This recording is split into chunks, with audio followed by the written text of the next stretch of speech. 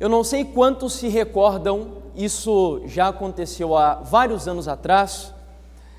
Uma das emissoras, ou a emissora mais famosa do nosso país, a Rede Globo, lançou uma novela chamada Roque Santeiro. Essa seria a primeira novela em rede nacional a tratar sobre um tema que naquela época ainda era um tabu. Hoje, talvez, tratar sobre isso seja algo bastante comum e vocês vão dar risada de um tema como esse sendo considerado de forma tão dificultosa naquela época, que é o divórcio. A nação brasileira, até um dado momento da sua história, não aceitava que um casal se divorciasse, muito menos por situações triviais. Mas, por pressão da mídia, por pressão dos meios de comunicação, esse assunto ele foi sendo introduzido e foi sendo tolerado cada vez mais pela sociedade. Os argumentos, num primeiro momento, eram argumentos bastante nobres, talvez, mas coitada daquela mulher que sofre nas mãos de um homem que é um cavalo, que é um troglodita, e ela, por acaso, deve ser obrigada a permanecer casada com ele por todo o tempo. Os argumentos sempre são muito nobres, mas quando nós vemos o resultado do que se pede na realidade, os fins são bastante desastrosos. Hoje, por exemplo, o nosso país tem um dos maiores índices de divórcio do mundo. Pessoas se divorciam por questões banais, e essa é uma realidade não apenas do mundo, mas uma realidade que acontece mesmo dentro da igreja. Eu começo com essa experiência apenas para você entender como as situações ou a cultura ela vem sendo moldada e vem sendo transformada com o passar do tempo. Talvez eu contando essa história, você pense que, mas então você está querendo dizer que o divórcio não deveria ser tolerado ou ser aceito pela sociedade? Não exatamente assim, mas como eu disse e volto a repetir, a situação, a condição do nosso país e do mundo hoje prova que alguma coisa está errado, que algo não está bem. E seguindo nessa linha, mas essa experiência muito mais recente, no ano passado, uma novela da mesma emissora chamada Liberdade, Liberdade, o nome é bastante sugestivo, pela primeira vez na história do nosso país, transmitiu uma cena que, segundo essa publicação, foi uma cena emocionante de Liberdade, Liberdade, mostrando o amor de André, um homem, e um outro homem chamado Tolentino. A cena, ela foi produzida com requintes de sexualidade bastante... A imagem aqui, eu não sei se vocês conseguem ver, mas é uma foto da cena. A cena transmitida foi de uma relação sexual entre dois homens pela primeira vez promovida na televisão brasileira. E se você percebe aqui como o assunto foi tratado, foi uma cena de amor entre dois homens, um chamado André e o outro chamado Tolentino. O Fantástico, do dia 9 de setembro do ano passado também, apresentou também uma outra notícia, uma matéria, foi dedicado um quadro especial ali de reportagem. Olha o título e veja que o título até mesmo ele é um pouco confuso, é difícil da gente entender. Mulher oferece ventre para bebê do filho gay com o marido francês dele. Eu não sei se vocês conseguiram entender a história ali. É um casal um era brasileiro, que por sinal tem o mesmo nome que eu tenho, Jefferson, e um outro francês. Eles vivem na França e eles queriam ter um filho.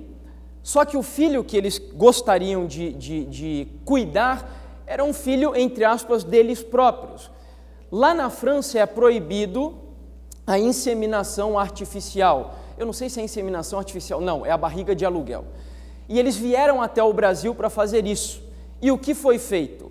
O Jefferson pediu para que a sua própria mãe, que na realidade seria a avó da criança, gerasse esse bebê, cujo pai seria na realidade o irmão dela e o pai dela na realidade deveria ser a sua mãe. É algo muito confuso.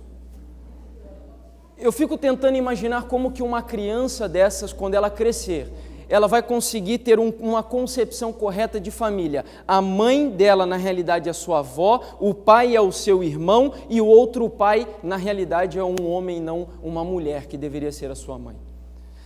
Agora, falar sobre moral no nosso contexto presente é um desafio muito grande, principalmente sabendo que o nosso mundo vive sob uma concepção relativista.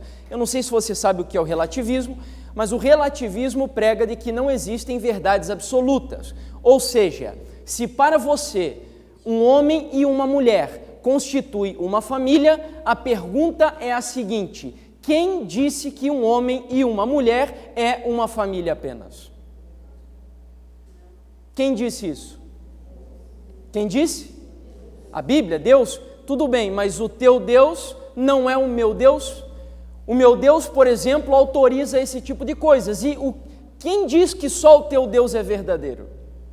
O que garante que o que o teu Deus ensina nesse livro, que afinal de contas foi escrito por homens, assim como o Alcorão também, assim como o livro dos hindus também, e assim como diversos outros livros de várias religiões e várias doutrinas existentes também foram escritos por seres humanos. O relativismo diz que não existem verdades absolutas. Então você tratar sobre moral no século XXI é um grande desafio, porque o que é moralmente correto para você pode não ser moralmente correto para outros. E a prova estão nessas experiências que nós acabamos de ver. Agora, o curioso é que em Apocalipse 3, quando o Senhor ele apresenta a última fase da história da igreja no planeta Terra, eu particularmente enxergo que já aqui Deus estava identificando essa nossa geração de que tudo pode, de que não existe certo e nem errado, de que não existe bem e nem mal, tudo depende da cultura e da educação que você recebeu. E vejam como Deus, ele expressa isso na carta à igreja de Laodiceia. Preste atenção. Conheço as tuas o quê? As tuas o quê? Obras. Fala-se muito de fé hoje, como se a fé não trouxesse consigo naturalmente as obras também. Mas a igreja de Laodiceia, Jesus Cristo diz que o que interessa para ele, não acima da fé, mas junto com a fé, são as obras da igreja. Só que quando ele analisa as obras da igreja, ele diz: não és frio nem quente, quem dera fosses frio ou quente. Assim, porque és morno, e não é quente nem frio, estou a ponto de vomitar-te da minha boca. Pois dizes: estou rico, abastado e não preciso de coisa alguma, e não sabes que tu és um infeliz, um miserável, pobre, cego e nu. Eu vejo de maneira muito clara o raio-x da nossa geração no capítulo 3 do livro de Apocalipse, na carta à igreja de Laodiceia. O Senhor está falando aqui de uma geração relativista, porque não defende nem a concepção fria e nem a concepção quente. Aceita um pouquinho do frio e aceita um pouquinho do quente. E isso constitui um povo, uma igreja, tanto do mundo, o povo tanto do mundo, quanto os professos cristãos, mornos, relativistas, sem defenderem posições absolutas. E a maior prova de que essa geração está aqui. A nossa geração se gaba de ter um conhecimento superior a qualquer outra geração. Nós somos a geração da tecnologia, a geração da informação. O Google está aí para provar o argumento que eu estou aqui utilizando. Nós somos a era da informação. Agora, o curioso é que quanto mais nós pensamos que avançamos, mais desgraça acontece no nosso planeta. E entrando nessa questão da moral, eu cito um pequeno exemplo para você. Como eu disse, eu sou natural do Rio de Janeiro. Nasci em uma favela no Rio, que é o Morro do Caju. Fui criado lá com amigos até os 9 anos de idade, e uma das famílias que eu não lembro mais deles hoje, mas o meu pai estava me contando o caso esses dias, cuja menina, na época, tinha a mesma idade que eu tenho, hoje com 28 anos de idade, ela já é avó. E o meu pai contando o caso para mim, eu fiquei pensando, se ela com 28 anos de idade é avó, quantos anos tem a filha dela? 12 anos de idade, grávida, tendo o seu primeiro filho.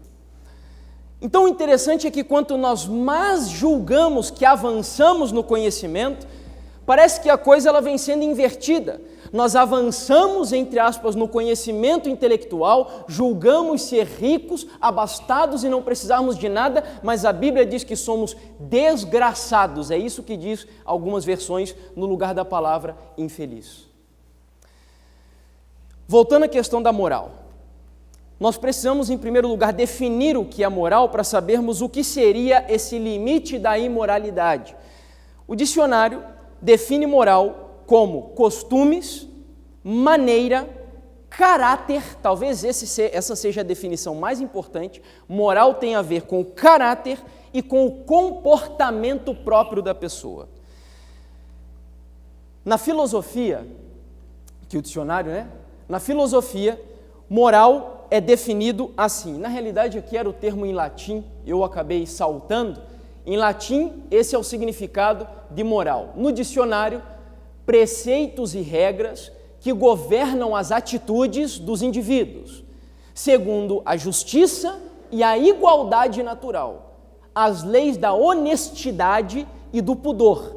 Isso é moral. São regras na vida da pessoa, regras, algo que essa geração não está mais acostumada.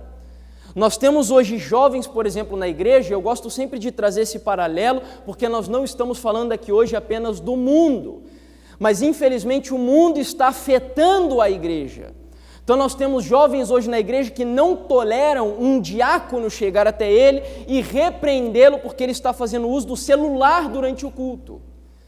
Por quê? Porque não está acostumado com regras. Essa geração está acostumada com libertinagem, com fazer o que dá na telha, não conseguem entender que o reino de Deus tem regras, tem condições para se entrar ali. E isso já vem de uma concepção cultural motivada pela mídia que nós vemos nos exemplos ali citados.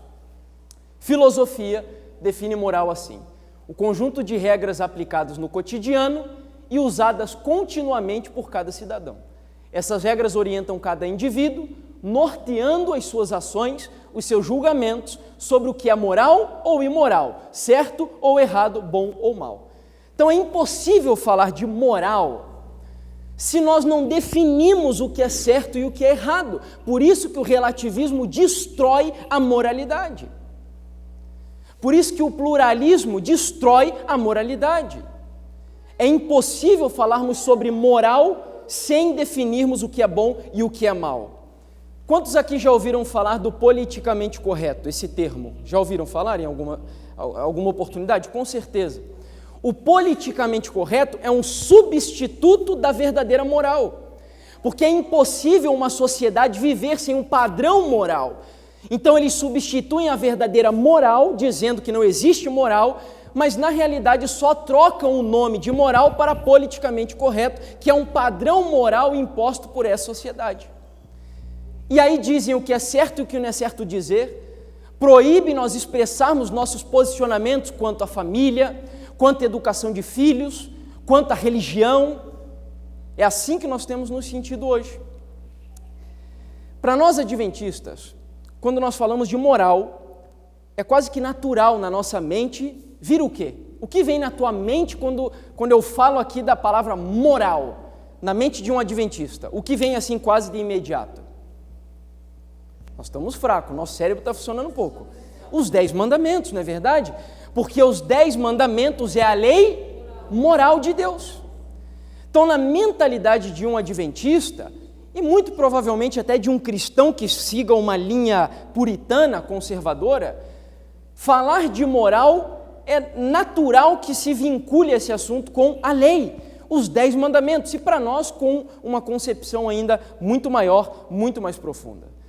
E o interessante é que quando nós vamos à Bíblia, nós vemos que a Bíblia utiliza atributos à lei que são atributos morais. Cito um exemplo para você. No livro de Salmos, capítulo 119, verso 142, A Bíblia diz que a lei é a verdade. E verdade é ou não é um atributo moral? O que você acha? Nós sermos verdadeiros, isso é moral ou não é moral? Lógico que é moral. E a Bíblia diz que a lei é a verdade. Também no livro de Salmos 119, verso 172, diz que a lei é justiça. E justiça é ou não é um atributo moral? É um atributo moral. Poderia citar vários exemplos aqui para vocês. A Bíblia diz que a lei é amor, a Bíblia diz que a lei é boa, tudo isso são atributos morais. Só que aí nós temos um problema. Nós somos uma geração que caiu em pecado. E já sofremos as consequências de quase 6 mil anos de pecado. Quando nós vemos esse código moral, que foi resumido em 10 mandamentos, nós não sabemos aplicar essas leis de maneira correta. Vamos voltar 2 mil anos atrás, no tempo de Jesus, os fariseus. Eles tinham um código moral. Alguém aqui sabe os 10 mandamentos de cor? Não é aquela história do lembra-te do dia de sábado para o santificar só, e do não farás para ti imagem de escultura, com vírgula, com tudo que está ali em Êxodo capítulo 20. Alguém sabe de cor? Temos algumas poucas mãos aqui levantadas. Nós deveríamos sabê-lo de cor. Mas eu pergunto isso porque isso era normal para um fariseu, para um judeu, desde criança. Mandamento de cor. Mas eu pergunto, o fato deles saberem o código moral de cor, eles estavam aplicando no dia a dia de maneira correta? Não. Por quê? Porque o pecado deturpou o verdadeiro conceito de como se aplicar aquele código escrito na vida prática. E o que Deus teve que fazer? Transformar o verbo, que estava em 10 tábuas, em carne, e fazer com que aquelas tábuas vivessem o dia a dia conosco, ensinando como aplicar na prática aquele código moral escrito. E foi aí que Jesus veio até o planeta Terra. E Jesus se tornou a referência do cristianismo de moralidade. Jesus é o nosso modelo a ser seguido. Jesus é o nosso código moral. Jesus é a nossa lei, regra de vida, tanto para casamento, como para sexo, como para educação, alimentação, religiosidade. Jesus é a lei moral aplicada na vida prática, exemplificada. Porque Deus sabia que nós não conseguiríamos entender e praticar o código moral, os 10 mandamentos, por conta do pecado.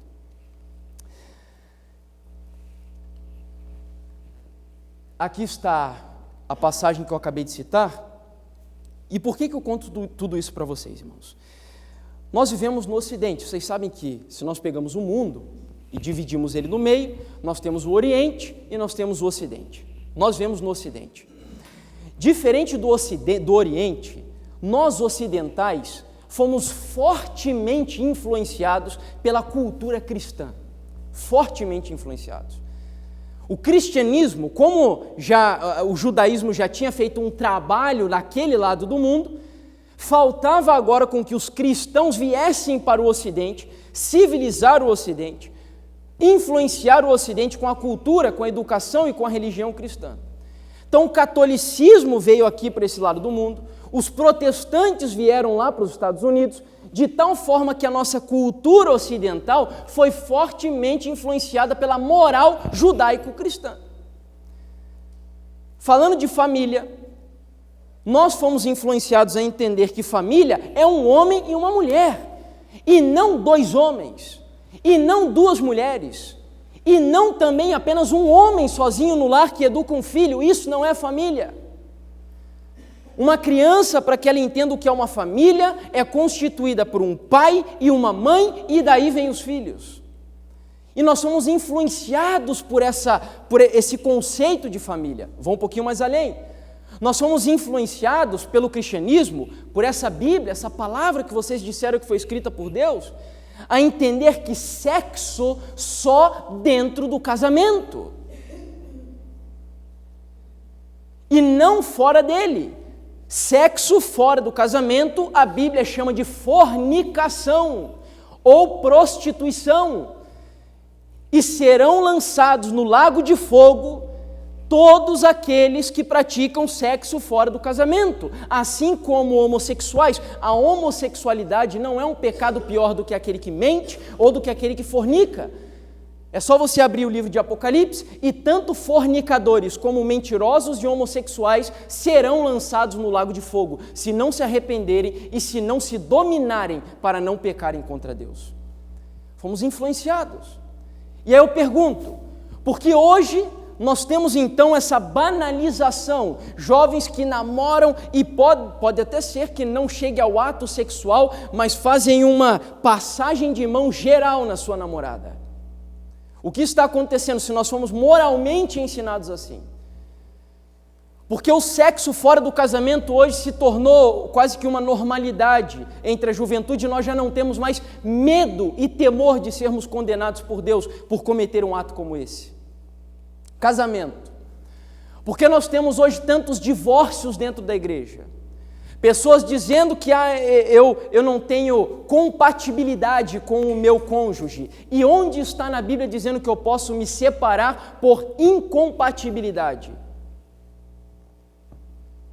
O meu sogro, ele já pregou mais, hoje ele não tem pregado tanto sobre família, e ele dizia assim, porque tem aqueles que querem achar a mulher perfeita, e ele dizia o seguinte: se um dia você achar a mulher perfeita, ou se você, mulher, achar o homem perfeito, essa mulher e esse homem não vão querer você, porque eles também estarão em busca da pessoa perfeita, e você também não é perfeito. Então nós precisamos compreender que Deus não muda. Hebreus capítulo 13 diz que Jesus Cristo é o mesmo ontem, hoje e o será para todo.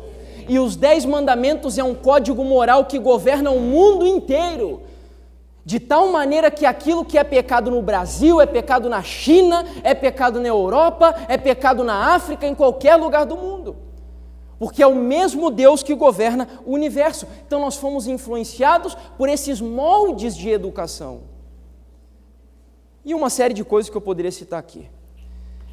Isso significa, queridos, que para chegarmos à situação que nos encontramos hoje, eu vou mostrar aqui, já em seguida, uma série de evidências para vocês do que eu estou dizendo. O diabo precisaria, de alguma forma, corromper o Ocidente, corromper a tua família, perseguir a tua família, os teus filhos, a tua geração. O diabo precisaria, de alguma forma, para nós chegarmos em rede nacional, ver um casal de homens daqueles mantendo relação sexual numa cama, para chegarmos a um ponto como aquele, algo precisaria acontecer aqui no Ocidente, porque o Ocidente foi ensinado nesses valores que eu acabei de citar. Algo precisaria acontecer. E aí o que fez o inimigo? Nós falamos sobre o que é moral, e agora eu vou mostrar para você como se forma um caráter moral. Como um caráter moral é formado? Se os pensamentos forem maus, maus também serão os sentimentos. E os pensamentos e os sentimentos combinados constituem o caráter. Então, como que eu formo o meu caráter moral? Através da combinação do quê? Vamos lá. Através da combinação do quê? Duas coisas. Pensamentos e sentimentos. É assim que o meu caráter é formado. Foi assim que nós descobrimos os valores de família. Foi assim que nós aprendemos como deveríamos educar os filhos. Nós fomos influenciados na nossa mente e nos nossos sentimentos. Então, para conseguir chegar à situação que chegamos, o diabo precisaria atingir os nossos pensamentos e os nossos sentimentos. E agora eu quero mostrar algumas notícias, algumas informações de como ele vem agindo para colocar isso em prática. Como Satanás ele tem atuado para fazer com que os nossos pensamentos e sentimentos sejam corrompidos, deturpados. E olha o que diz essa matéria aqui. Essa notícia é do jornal O Globo do Rio de Janeiro, e o título dela diz assim: presença forte de cenas de sexo gera polêmica na literatura jovem, crianças. e divide autores e educadores. Preste atenção agora no teor, você que é pai, você que é mãe, você que tem um filho, você que tem um adolescente dentro de casa, você que tem um jovem dentro de casa, ou você que já é jovem. Preste atenção no conteúdo que está aqui. O nível de citação nas literaturas jovens pode começar por uma inocente cena de perda de virgindade, num quarto escuro, mas pode chegar até trechos como: eu simplesmente não estava pronta para colocar o dele na minha boca. Esse é um trecho de um livro chamado Nada é para Sempre, o primeiro volume da série Garota, Garoto, de Ali Cronin, publicado, obviamente, sem esses asteriscos que estão aí. Ainda na mesma matéria, em Dois Garotos se Beijando, de Davi Leviathan, entrou fundo no tema. Ele viu tantas cenas de caras fazendo isso, ficou de duro com eles fazendo isso, se masturbou com eles fazendo isso. São trechos de literaturas de crianças, de jovens, de adolescentes. Se você acha que tudo isso é mentira, tem um canal no YouTube de uma... ela se batizou na Igreja Adventista em agosto do ano passado, que é a Paula Marisa, e ela tem tratado muito sobre esses assuntos que estão aí. Ela é professora de educação física, e ela trabalhava em um colégio lá na cidade do Rio, lá no Rio Grande do Sul. Não lembro de qual cidade ela é, não sei se era de Esteio mesmo, que é de onde ela mora. E a escola ia promover uma palestra falando sobre ideologia de gênero. Eu não sei se você sabe o que é isso. Ideologia de gênero diz que uma pessoa, quando nasce, ela não nasce com sexo definido. O que define o teu sexo não é o fato de você ter um pênis ou de você ter uma vagina. Você escolhe o que você quer ser com o passar do tempo. Isso é ideologia de gênero, tá? E eles iam fazer uma palestra na escola favorecendo a ideologia de gênero, mas com um adendo. Eles não iam avisar os pais de que essa palestra seria feita. Essa pessoa, a Paula Marisa, que hoje é nossa irmã, se levantou contra a direção da escola, dizendo que ela não concordava, que ela exigia que um bilhete fosse escrito na agenda das crianças e enviado para os pais, informando os pais dessa palestra. E a escola não quis com que o bilhete fosse enviado. Sabe o que eles fizeram? Demitiram a professora Paula Marisa da escola. E ela, revoltada com o que aconteceu, começou a gravar vídeos no YouTube falando sobre a influência dessa cultura revolucionária dentro da igreja e dentro dos lares dos cristãos, inclusive.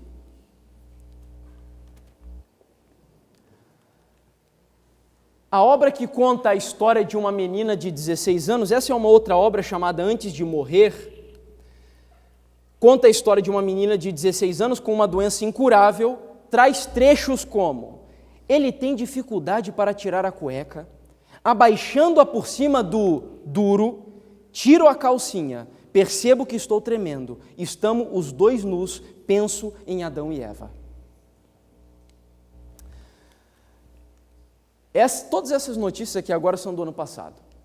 Casamento caipira gay é encenado em festa de escola de Santa Maria, no Rio Grande do Sul. Então é possível a gente perceber de como a cultura educacional, como as escolas, como as universidades, elas estão sendo utilizadas para corromper os valores cristãos na vida das crianças, dos jovens e dos adolescentes. É isso que está acontecendo. E nós estamos tolerando esse tipo de coisa. E, olha, tem pessoas que acham impressionante a história de Daniel, Sadraque, Mesaque e Abednego na Babilônia. As pessoas leem aquela história, nossa, que maravilhoso, que exemplos de jovens, que coisa fantástica. De onde vocês acham que veio o segredo da vitória deles na Babilônia? De onde? De onde? Deus era o resultado, lógico. Mas Deus, ele atua através de agências. Deus, ele não age assim de maneira sobrenatural, apenas sem que o homem participe da atuação. Quem foram os responsáveis por selarem o caráter de Daniel, de Sadraque, Mesaque e Abidnego, e o diabo podia fazer o que quisesse com eles, que aqueles jovens nunca iam negar o nome de Deus? Os pais deles.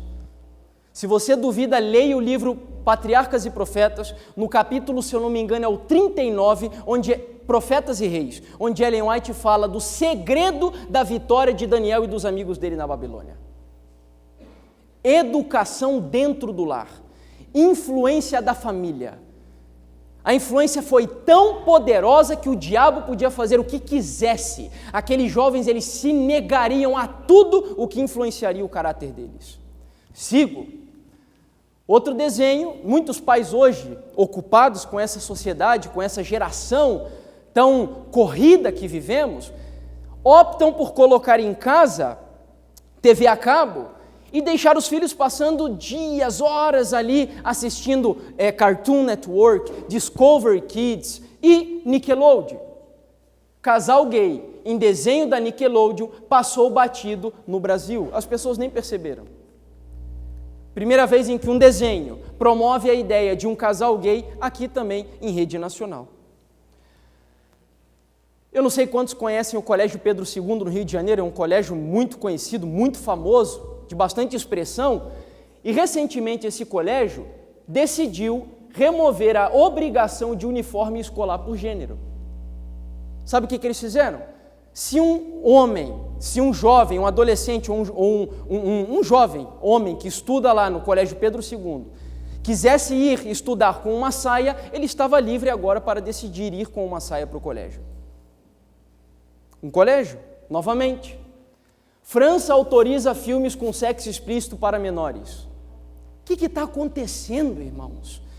Vocês acham que isso tudo é normal? Pelo amor de Deus, vamos acordar. Parece que nós estamos vivendo aqui nesse mundo sem entender que estamos no meio de uma guerra. Nós estamos no meio de uma guerra. E estamos vivendo como se nada estivesse acontecendo, brincando. Como se estivéssemos aqui, imagine o Brasil, em guerra fronteiriça contra os nossos vizinhos aqui do Paraguai, da Venezuela, e o Brasil em guerra, o exército em vigília, o exército de sobreaviso, e nós, soldados convocados por exército, brincando, jogando jogo, videogame, dançando, sendo que o país está em guerra, e é assim que está o reino celestial. Sabe quando que Satanás faz festa apenas no reino dele? Satanás só faz festa em uma oportunidade no reino dele. Ele não vive fazendo festa, não. Ele só faz festa em uma oportunidade. Sabe qual é? Quando ele arrebata uma pessoa das mãos de Jesus e leva ela para o inferno junto com ele. E o contrário também é verdadeiro. O céu só faz festa no meio dessa guerra quando pelo sangue de Jesus Cristo, um pecador é arrebatado das mãos de Satanás e introduzido no reino dos céus. É assim. Nós estamos em guerra, o inimigo está solapando, eu fico olhando, irmãos, me dá vontade de chorar, eu não sei o que vai acontecer se vocês morrerem. Se Deus precisar de mais 40 anos para a Igreja Adventista terminar essa obra, eu fico pensando o que será da nossa igreja, da Igreja de Deus aqui na terra, com essa geração que está sendo preparada assim. E nós estamos permitindo isso. Me perdoe o jeito que eu falo, mas irmãos, eu não tenho como falar sobre isso de maneira suave, sutil. Não, a coisa é séria. A coisa é séria. Isso não é alarmismo, eu estou mostrando para vocês aqui evidências verdadeiras. Olha aqui, também lá na Europa, na Espanha, foi promovida uma campanha recente de defesa, entre aspas, de crianças transexuais. Olha o tipo da campanha: existem crianças com pênis, e meninas com pênis e meninos com vagina, simples assim. Olha o desenho aqui, você consegue ver? Você consegue enxergar o que está no desenho ali? Uma menina com um pênis e um menino com uma vagina, brincando, correndo. Eu não tenho autoridade para falar sobre isso. Talvez você esteja pensando, mas o irmão, o que você conhece sobre isso? Você é sociólogo? Você é antropólogo? Eu não sou nada, eu sou um verme, um miserável, um pecador, que apenas me informo, estudo. mas tento de alguma forma ajudar a minha família, porque vocês são a minha família, a enxergar o que está acontecendo. Mas sabendo que talvez o que eu apresento aqui não vai ser recebido como uma autoridade falando, eu trouxe uma autoridade para falar para vocês então. Trouxe uma autoridade. Um procurador da República, chamado Guilherme Shelby, foi entrevistado, lógico que não na Globo, lógico que não na mídia convencional, porque eles não querem que vocês saibam disso. Eles não querem que os filhos de vocês sejam educados da maneira correta. Essa foi uma entrevista feita por um canal no YouTube, que graças a Deus hoje ainda é um meio de comunicação livre, onde nós temos liberdade.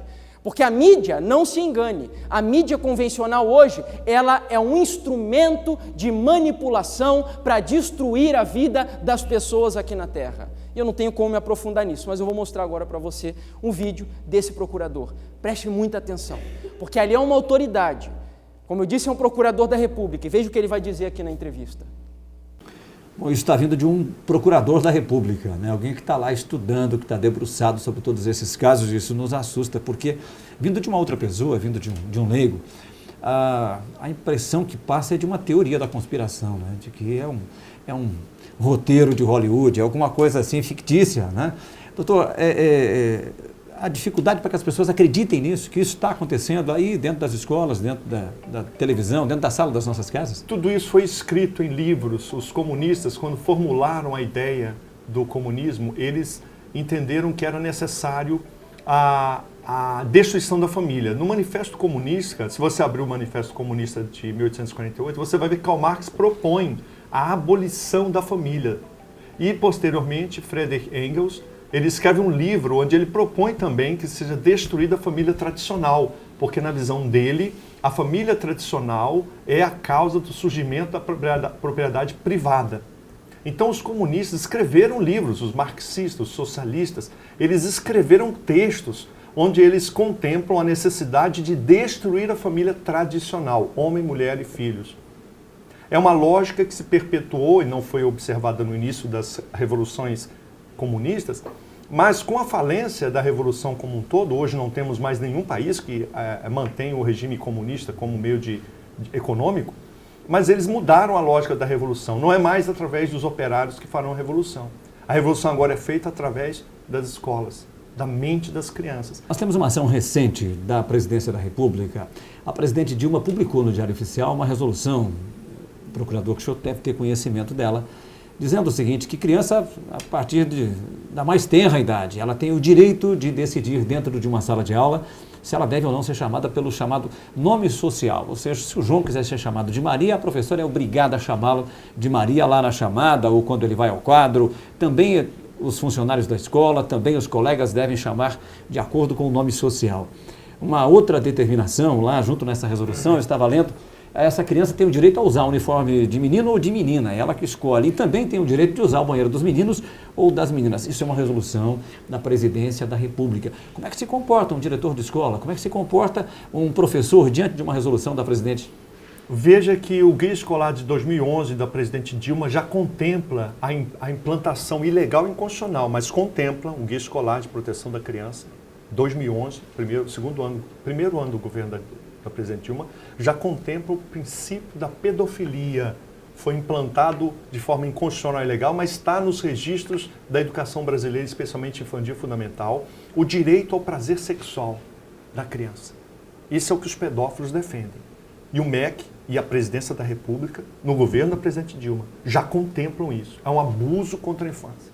Isso é um crime contra a infância. Mas mais do que isso.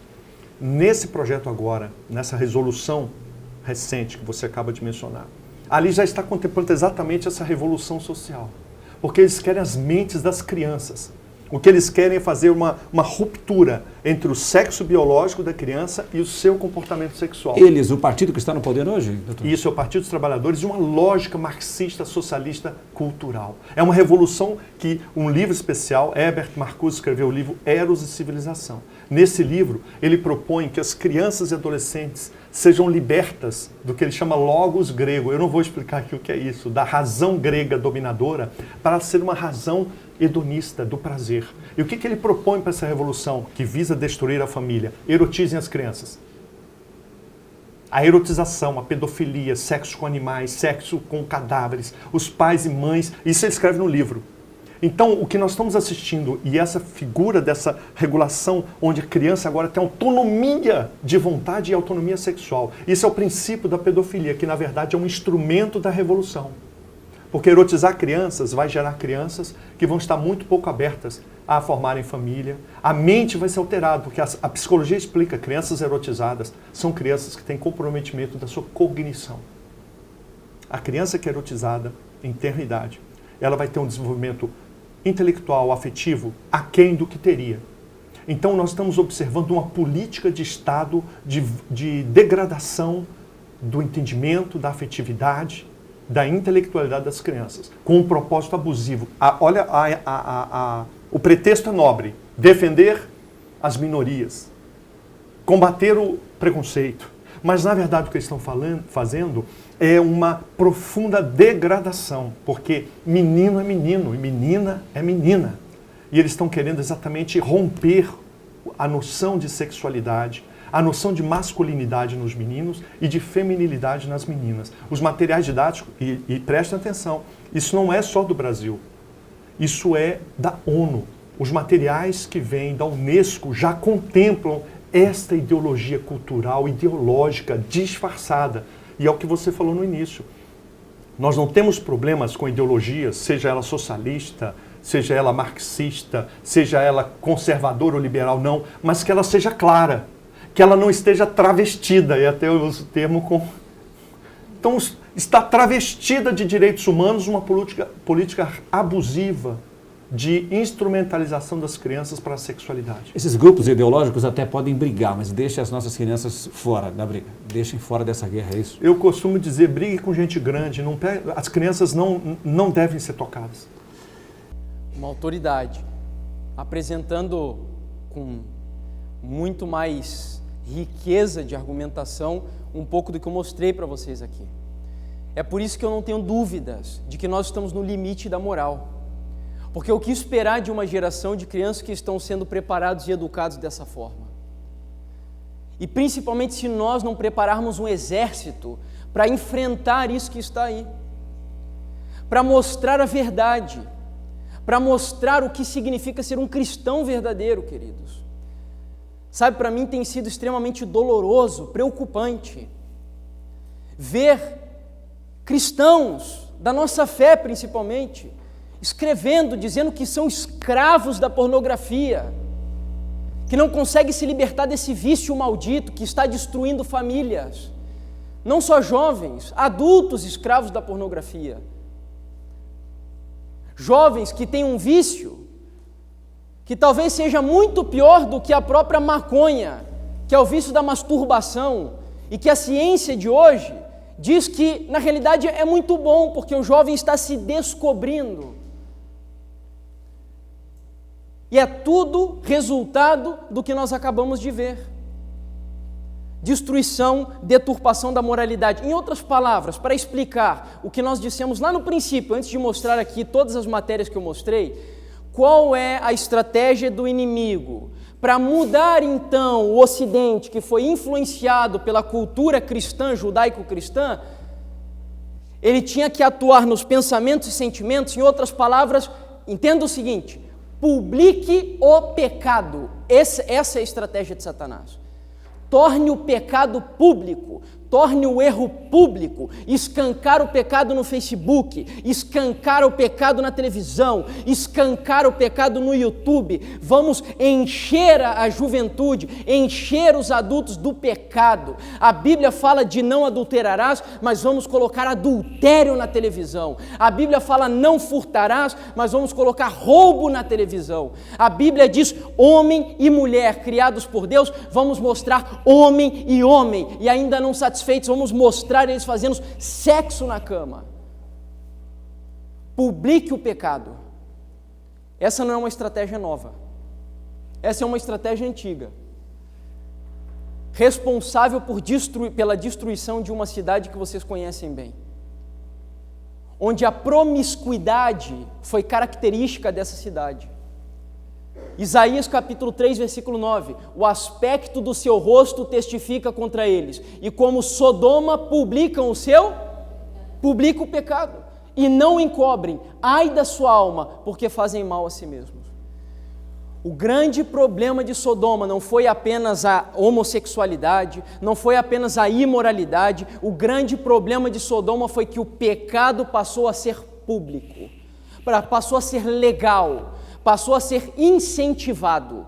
É isso que Isaías está dizendo.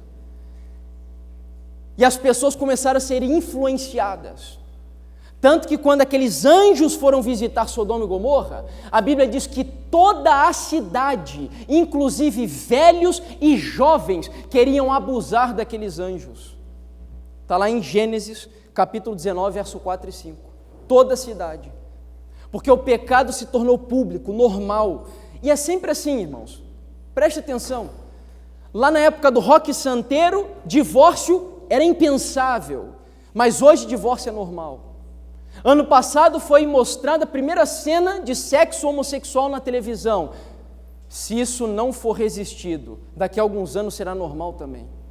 Porque o pecado publicado insensibiliza a igreja. Sabe, deixa eu explicar uma coisa para você. Um pregador não precisaria ficar aqui à frente da igreja dizendo para a igreja o que é e o que não é pecado, o que é certo e o que é errado fazer e não fazer. Mas é necessário dizer hoje, sabe por quê? Porque a igreja hoje é insensível ao pecado. De tanto pecado que nós bebemos como água, nós não temos mais sensibilidade. Nós vemos o pecado, comemos o pecado sem saber que é pecado. E estamos querendo que o pastor, que o ancião da igreja, aceite pecado dentro da igreja. E nós aceitamos a ser repreendidos. É por isso que não é nada legal ficar fazendo isso que eu estou fazendo aqui. Não é nada legal. Mas ai de mim e ai de qualquer líder de igreja se não repreender a igreja quando é necessário ser repreendida e ensinada nos caminhos de Deus. Eu vou encaminhar aqui para o desfecho. Teria muita coisa ainda talvez para apresentar, para dizer aqui para vocês, irmãos. Eu lamento porque realmente eu não sinto que nós estejamos tão preparados para receber algumas coisas. Eu espero de todo o meu coração que isso entre de alguma forma no teu coração e que você medite, que você reflita, que você deite no teu travesseiro e comece a investigar para saber até que ponto nós estamos no limite da imoralidade. Eu não tenho dúvidas disso. Saber, como disse aquele procurador, que existem livros escritos para incentivar que crianças façam sexo com animais, façam sexo com cadáver, façam sexos entre o mesmo sexo. Saber que isso está escrito. A única coisa que eu concluo é que nós só podemos estar realmente no tempo do fim. As coisas estão no limite. Assim como Sodoma e Gomorra chegou ao limite e Deus teve que dar um basta naquela cidade. Mas eu não posso terminar antes de colocar algo aqui na igreja. Como eu disse, eu sei que infelizmente essa cultura, ela tem penetrado, tem invadido as portas do cristianismo. Que tudo isso que nós vemos, essa aceitação da sexualidade deturpada, ela está recebendo uma aceitação muito grande entre nós. E talvez eu aqui hoje, talvez eu esteja falando para pessoas que são ministros de louvor na igreja, para pessoas que dão estudos bíblicos, talvez eu esteja falando para pessoas que têm as suas atividades na igreja, que fazem oração na igreja, que dirigem uma escola sabatina na igreja, e que são escravos, que são viciados em pornografia, que têm problemas com masturbação, ou que desejam no seu coração alguma mulher e algum outro homem, porque tem essa dificuldade, o libido, não conseguem dominar o seu desejo sexual. Isso é uma realidade. Talvez eu esteja falando para alguém aqui hoje que sofra com isso, com um vício como esse. E Deus tem um recado para você. Esse recado se encontra no livro de 1 Coríntios, capítulo 10, versículo 13, abra lá a sua Bíblia, 1 Coríntios capítulo 10, versículo 13. Não vos sobreveio tentação que não fosse humana, mas Deus é fiel e não permitirá que sejais tentados além das vossas forças. Pelo contrário, juntamente com a tentação, vos proverá o livramento, de sorte a que possais suportar. Amém? A Bíblia diz de maneira clara, e não adianta nós usarmos essa desculpa, queridos. Não existe nenhuma tentação que seja impossível de vencer. Porque a Bíblia diz que não existe tentação que não seja o quê? Que não seja o quê? Humana. E nós, como seres humanos, podemos, em nome de Jesus, vencer tentações humanas. Não existe tentação. Não há tentação que não seja humana. Mas fiel é Deus que junto com a tentação Ele já dá o livramento. Talvez você esteja sendo tentado, tem essa dificuldade tremenda. Você vai lá na internet, hoje é extremamente difícil, né? Vem aqueles pop-up, vem aquelas coisas já mostrando imagens de mulheres. Talvez você todos os dias está sozinho lá na tua casa e o diabo te tenta para você se masturbar e começa a tua cabeça a visualizar, a imaginar coisas. E aí você começa a dizer, mas irmão, tá bem, então como que eu venço isso? Eu já tenho orado e eu não tenho conseguido vencer essa maldição. Eu já tenho buscado a Deus, tenho clamado a Deus, mas eu ainda sou escravo desse vício. Meu irmão e minha irmã, entenda uma coisa. Deus só opera quando o homem coopera. Deus nunca vai te libertar de um vício, nunca vai te libertar de uma escravidão, enquanto você não dá um fim, não dá um basta desse vício e dessa escravidão na tua vida. Deixa eu te dar um exemplo. Eu era um viciado, não era em nenhuma dessas áreas sexuais que eu citei aqui para vocês hoje, mas eu era viciado em videogame, viciadíssimo. Eu me casei com a minha esposa e depois já de, acho que um ano, um pouco mais de casado. Eu me lembro que às 2, 3 horas da madrugada, um dia eu estava no quarto, minha esposa estava dormindo e eu estava jogando videogame, na realidade no computador.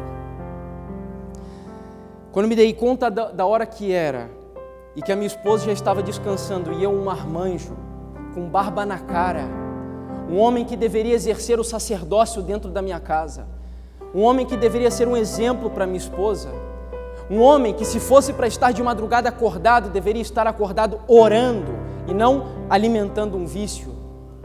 Quando eu vi aquilo que estava acontecendo, eu fui constrangido pelo Espírito Santo a me ajoelhar naquele momento e clamar a Deus por misericórdia, que me libertasse daquele vício.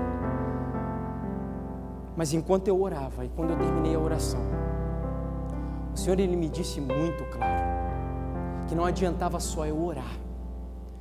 Nós temos hoje cristãos que se contentam apenas com a oração e se contentam em pedir ao outro que ore por ele porque ele está com a vida destruída, porque ele tem dificuldades. Não, a oração é só uma parte da vitória, mas não é a vitória completa.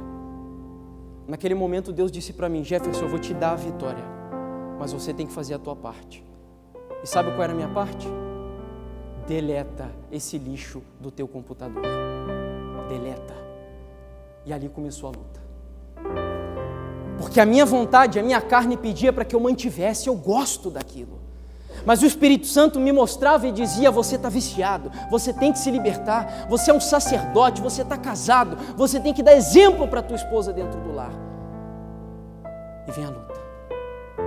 E em nome de Jesus, e graças a Deus, Deus me deu coragem e eu deletei aquele jogo do meu computador e para a honra e glória do Senhor, eu nunca mais fui escravo desse vício, irmãos. Nunca mais. E sabe que isso foi o cumprimento de uma promessa bíblica? Porque quando Jesus falava do próprio adultério, isso vem no contexto do adultério. Ele diz que se o teu olho te faz pecar, você se lembra o que ele diz para fazer com o olho? Ele não diz que era para orar pelo olho, ele diz: arranca o olho fora. Elimina da tua vida o pecado. Nós temos que ser radicais, irmãos. Radicais. Se a internet tem sido o tropeço da tua vida, elimina a internet então. Não deixa com que ela te tire do reino dos céus. Foi muito caro o preço, irmãos. Muito caro para a gente brincar com a nossa salvação. E eu finalizo lendo um texto de Filipenses. Não precisa, se quiser abrir a sua Bíblia, fique à vontade. Capítulo 4, versículo 8. Aqui está o segredo. Aqui está o caminho. Como vencer. Como conquistarmos as vitórias que tanto necessitamos. Filipenses capítulo 4, versículo 8 diz assim: finalmente, irmãos, tudo o que é verdadeiro, tudo o que é respeitável, tudo o que é justo, tudo o que é puro, tudo o que é amável, tudo o que é de boa fama, se alguma virtude há e se algum louvor existe, seja isso o que ocupe o vosso pensamento. É uma escolha, é uma escolha. Você escolhe passar horas alimentando o pecado, assistindo novelas, filmes e tudo que não presta, ou passar horas se deleitando nisso aqui. É lógico que se você está acostumado com os filmes de Hollywood, o primeiro mês que você tentar ler isso daqui todos os dias e pelo menos 1 hora por dia, você vai dormir. Você vai dormir. Mas se você insistir, Deus vai te ajudar.